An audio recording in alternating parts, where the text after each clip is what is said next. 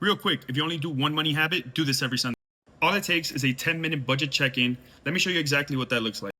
So to keep this short, sweet, and simple, we're gonna go over here to our budget spreadsheet and we're gonna start inputting some numbers to figure out where we are for this specific week. Starting with income, we'll go ahead and let's say our check for the week was $12.50.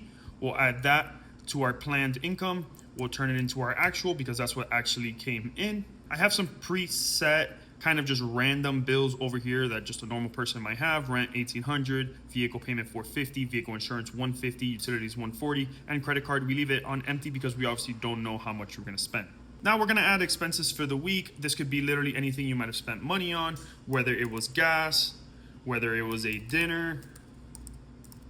Just list anything else that you might need to add to this list, the amount planned and the amount that it actually was. All right, I went ahead and added some random numbers here.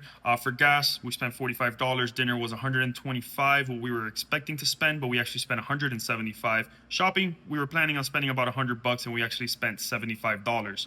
Now, the reason I did this was because this shows real life situations. It shows that sometimes we might plan to spend a certain amount, but we could either overspend or underspend. And this is why we have to check our budget every single week to make sure that we adjust our numbers to stay on track. I also went ahead and added vehicle insurance and utilities charged us this week as well.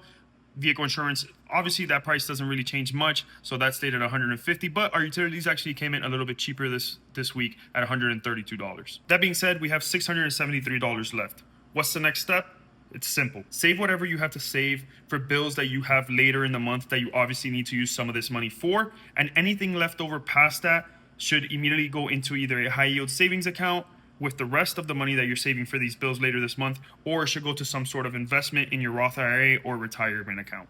This tiny Sunday habit keeps my money from getting out of control. If this was helpful, comment Sunday and follow for more money routines.